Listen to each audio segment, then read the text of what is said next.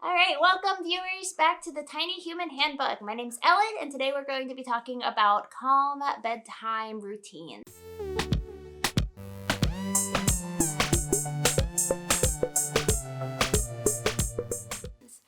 Of course, everyone knows it's important to get good sleep for yourself and for your little one. Infants, babies, toddlers, children, even adults need a certain number of hours of sleep every night. And the more relaxing and restful the sleep, it'll be a better quality of sleep, and that'll be a better feeling for you throughout the rest of your day as well. I know personally myself, I can tell a difference in my thoughts, in my attitude, and my energy level throughout the day if I've had a better night's sleep. And along with that, it's important to have great bedtime rituals and a bedtime routine as well.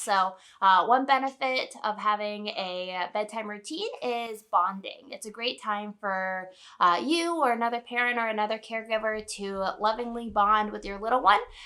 It is a early form of communication that you're telling them that they can rely on the same routine as they get ready for bed each night. The same goes for nap time routines as well.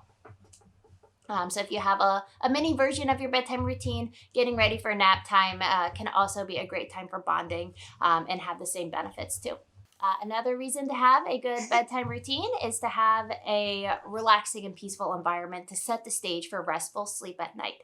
So if you're preparing for bed in a relaxing and calm, peaceful way, you can expect to have a better, deeper quality of sleep too. It's, of course, a little bit hard to tell what makes the difference in a bedtime routine because the most important part is keeping consistent and having the same routine each night. So in that case, you won't be wondering, was it the nice warm bath? And that was the case for me. We tested out a few different bedtime routines and ways to prepare for bed, and we thought the bedtime with a nice warm bath before made all the difference. One suggestion for creating a calming environment for bedtime is keeping the lights dim. So making sure to avoid any blue light and maybe switching from an overhead light to a little lamp or a night light for the bedtime routine. Of course, the sun does this naturally, and that aligns with your circadian rhythm. And as babies start to develop that sense as well, it's good to keep the inside matching with the outsides. You'll want to keep it dim. Of course, you want to be able to see, but not using something super bright. Another suggestion is music, and I've given this one before, but calm classical music is a great way to set the stage for a relaxing, calm environment. And I'll share a couple of bedtime rituals or activities that you can do that you might want to add to your routine. One is going to be baby yoga or baby and me yoga. So just doing some light, gentle stretching before bed, whether that is just a simple mountain pose while you hold your baby or a downward dog that you can do together with your toddler. Whatever it is, focusing on the breathing, slowing it down is going to help you prepare for bedtime. You also could look into baby yoga. So there's little songs that you can do with different movements for them, whether they're joining their hands together or doing some cross body movements, hands to foot, or the other hand to the other foot, or just reaching their toes up to their nose if they're able to, or arms in and out, lots of different ideas. And that could be a good ritual to do each night before bed. Another classic one is bedtime stories. You can go to the library, get new board books to read each week, or you can read the same ones that you have. It doesn't matter to them. It's going to be what works best for you. So I personally like to read a new story every night. I'm not into repeating them yet.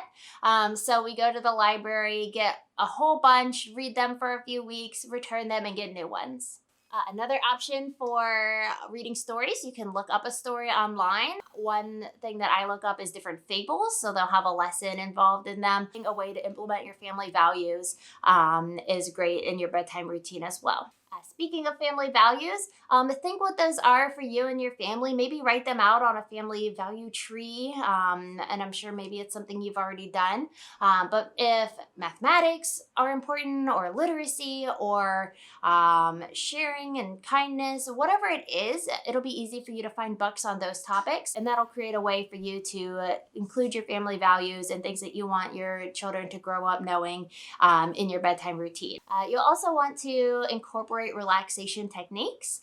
You can model breathing for your little one, inhaling deep breaths in and out during skin to skin, or even if you're holding them in your lap, they can feel you take a deep breath in and out, and that'll promote some relaxation as well. There's also cute books about this, baby yoga books about breathing in and out, and that's a good way as well for you to incorporate relaxation for your little one. So in conclusion, it's important to incorporate a calm, relaxing environment to your bedtime routines for your family, for yourself, and for your little one. And that'll help promote a great night's sleep as well. And if you're sleeping well, you're learning well, and that is when a lot of learning happens. If your little one was working on something during the day, like stacking one block on top of another, or even just knocking them down during their night's sleep, that's where it's going to cement and become something that they've learned. So I encourage you guys to incorporate these tips in your bedtime routine. You could start tonight, or you can start in a few days after you've thought through which ones might work best for you. You can try them all out and leave a comment below to let me know how they went for you. Or if you have other ideas to promote a relaxing and calm environment, leave those in the comment down below. Don't forget to like and subscribe, and thanks for watching.